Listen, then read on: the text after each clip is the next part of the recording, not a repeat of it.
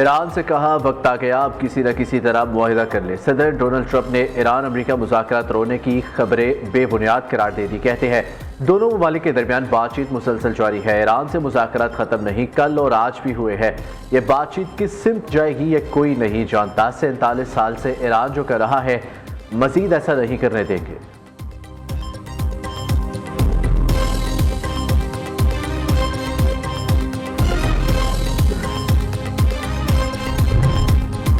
Iran एटमी programme पर मुज़ाकरात इंतहाई technical मामला है। ये 5 दिन में तय नहीं हो सकता। माहिरीन की मीटिंग्स 3 महीनों तक भी चल सकती है।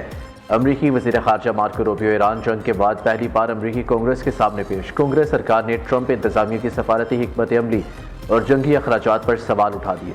मार्को रूबियो का ट्रंप इंतज़ामिया की खारजा पॉलिसी और बजट का दिफा। मार्को रूबियो ने कहा ईरान अपने एटमी प्रोग्राम पर बात करने पर आमादा हो गया है। इससे कबल एटमी प्रोग्राम पर बातचीत से इनकारी था। ईरान ने अपने हुर्मुज़ खोलने से इनकार किया तो नाकाबंदी कर दी।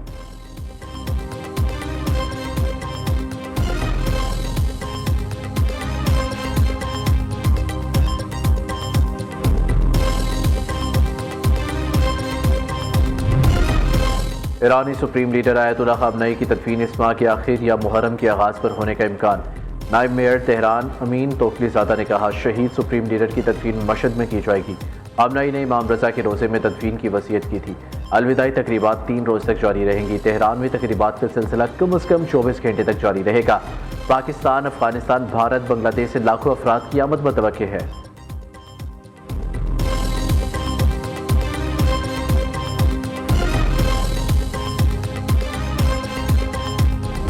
वोट दोगे या नहीं दोगे फिर भी करूंगा। मैं किसी पार्टी के खिलाफ नहीं बोलना चाहता।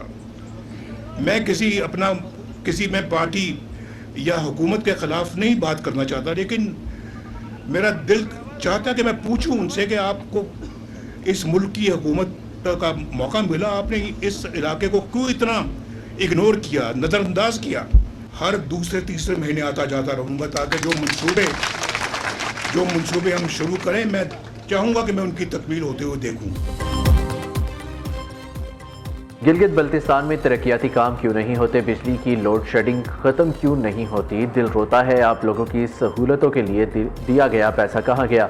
मुस्लिम लीग नून के कायद नवाज शरीफ ने सवाल उठा दी, साथ ही शिकवा किया मुझे मुल्क से क्यों निकाला, जेलों में क्यों डाला? गिलगित बल्तिस्तान के नए मंसूबों की खुद निगरानी करने का इंदिया भी दे दिया। नवाज शरीफ ने गिलगित में अवामी इज्तिमा से खिताब में कहा वोट मिले ना मिले गिलगित बल्तिस्तान की खिदमत करते रहेंगे। किसी पर तनकीद करके नहीं, अपनी कारकर्दगी की बुनियाद पर वोट मांगते हैं। गिलगित बल्तिस्तान में तरक्की के लिए 2017 में कमेटी बनाई, 2018 में हमें फारिग कर दिया गया। यहाँ अस्पताल और हाइडल पावर प्लांट लगाए, नंगर का मंसूबा मुकम्मल किया। बताएं किसी और पार्टी ने कोई काम किया हो?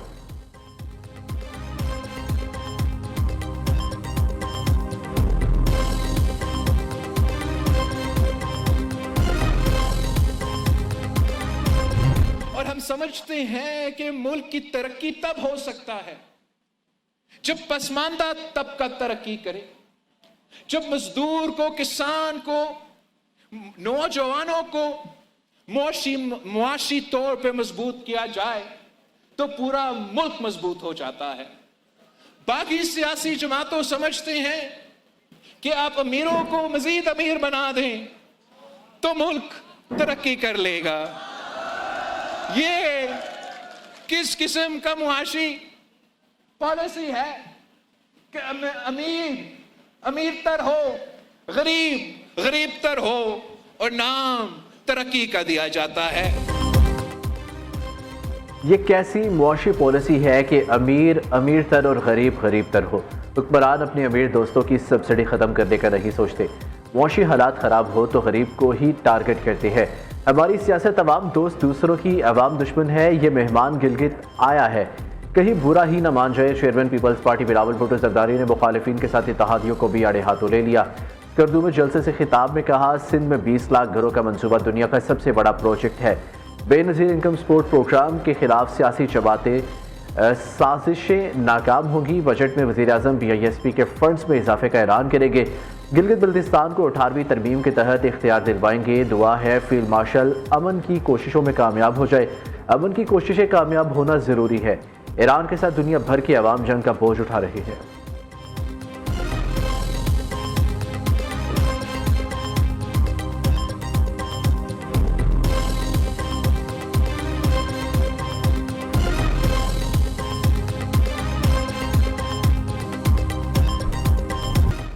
वफाकी बजट पेश करने की तारीख में तब्दीली 12 जून को पेश किए जाने का इम्कान। जराये के मुताबिक वफाकी बजट पेश करने की हतमी तारीख का तयन ताहाल नहीं हो सका। कौमी इक़्तिसादी कौंसिल का आज होने वाला इजलास भी मौखर।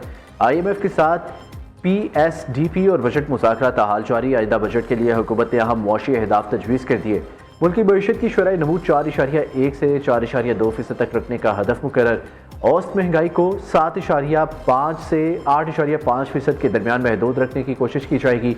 फेडरल बोर्ड ऑफ रेवेन्यू की टैक्स वसूलियों का हदफ 14.1 से 14.3 खरब रुपए तजवीज़।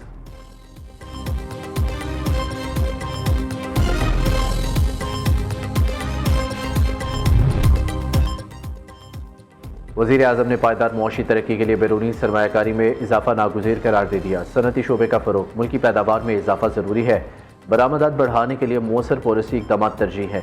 शहबाज शरीफ का सरमायाकारी में इजाफे के हवाले से इजलास से खिताब कहा। तवानाई बचत के लिए जामिया इलेक्ट्रिक व्हीकल्स पॉलिसी वक्त की ज़रूरत है। मौसर तरक्याती पॉलिसीज़ की तश्कील और नफाज के तमाम वजारतें बाहमी ताउन और हम आहंगी से काम करें। वज़ीर आज़म की ज़ेर सदारत कौमी इक़्तिसादी कौंसिल का इजलास 8 जून को मुतवक्किल। चारों वज़राए आला, वज़राए ख़ज़ाना, वज़ीर आज़म आज़ाद कश्मीर की शिरकत मुतवक्किल है।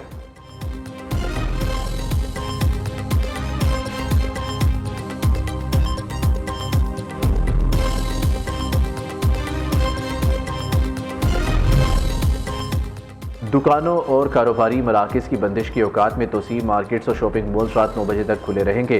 नायब वज़ीर आज़म इसहाक़ डार की ज़ेर सदारत किफ़ायतशारी कमेटी इजलास का एलामिया जारी। मेडिकल स्टोर्स, अस्पताल, पेट्रोल पंप, IT और टेलीकॉम सेक्टर पाबंदी से मुस्तस्ना करार। शादी हॉल्स के लिए बंदिश का वक्त रात 10 बजे बरकरार। रेस्टोरेंट्स और कैफ़े रात 11 बजे तक काम कर सकेंगे।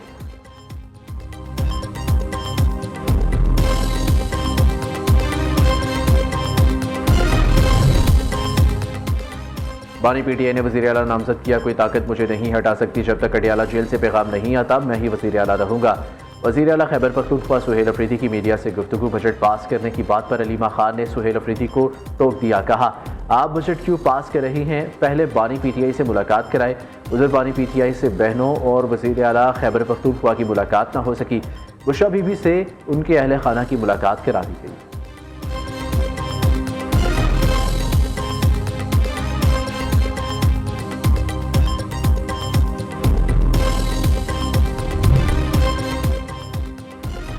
बलोचिस्तान में सिक्योरिटी फोर्सेस के इंटेलिजेंस बेस्ड ऑपरेशन भारतीय हिमायत याफ्ता 17 फितल खवारिश हलाक। बड़ी तादाद में असलहा, गोला बारूद और धमाका खेज मवाद बरामद। ISPR के मुताबिक मस्तूम नौशकी यौब गुजार केश में ऑपरेशन किए गए। हलाक दहशत गर्दों का ताल्लुक फितनौल हिंदुस्तान से था। अज़्म इस्तेकाम के तहत इंसदादी दहशत गर्दी मुहिम जारी रहेगी। सदर, वज़ीर आज़म, वज़ीर दाखिला ने सिक्योरिटी फोर्सेस को खिराज तहसीन पेश किया।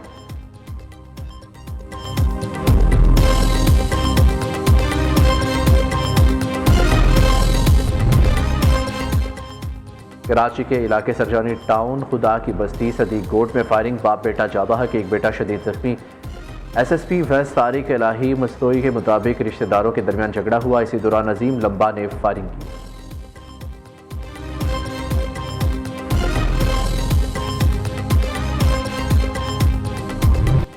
पंजाब में तूफानी बारिश ने तबाही मचा दी। मुख्तलिफ हादसात में 3 अफराद जाबाहक हो गए। रुझान में सोलर पैनल्स गिरने से 2 अफराद जान से गए। रहीम यार खान में तेज़ हवा के बायस मस्जिद का गुंबद गिर गया। एक नमाजी जाबाहक, 4 जख्मी हो गए। इस्लामाबाद में इब्ने सीना रोड पर दरख्त गाड़ी पर गिरने से एक शख्स जख्मी हो गया। आज़ाद कश्मीर में आसमानी बिजली गिरने से 14 साला नौजवान दम तोड़ गया। खैबर पख्तूनख्वा के इलाके बन्नू में मुख्तलिफ हादसात में 20 अफराद जख्मी हो गए। पेशावर के मुख्तलिफ इलाकों में तेज़ हवाओं के साथ मूसलाधार बारिश। बिजली का निज़ाम दरहम बरहम, मुतादिद फीडर ट्रिप कर गए।